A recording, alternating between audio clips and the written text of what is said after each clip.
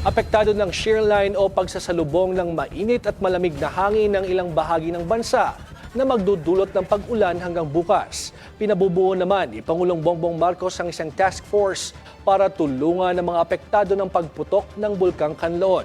Ang detalye sa Weekend Agenda Report ni Paulo Barcelon. Inatasan ni Pangulong Marcos ang Office of Civil Defense na pamunuan ang Kanlaon Task Force para makatulong sa pagbangon ng mga apektado ng pag-aalboroto ng bulkan. Marching orders ng Pangulo sa OCD, magpagawa na ng permanenteng evacuation center para sa mga apektadong residente na nasa labas ng 6-kilometer permanent danger zone. Let's decide who are the agencies that should be involved, and then sit down together with all of the relevant agencies and put together a plan.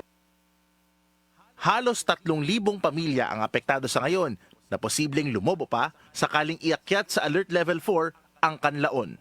Mr. President, pag from level 3 to level 4, there will be an additional more than 90,000 individuals. Nagpalabas na ng halos 100 milyong pisong pondong pang-ayuda ang pamahalaan at naka-preposition na din ang relief supplies malapit sa mga apektadong lugar. Nagpapaulan naman sa iba't ibang bahagi ng Pilipinas ngayong weekend ang shear line. Sa huling rainfall warning ng Pag-asa, asahan na raw ang katamtaman hanggang sa malakas na pag-ulan sa Palawan, Sorsogon, Albay, Northern at Eastern Samar, Southern Leyte, Dinagat Islands at Surigao del Norte hanggang bukas ng tanghali. Para sa Weekend Agenda, Paulo Barcelon, Bilyonaryo News Channel.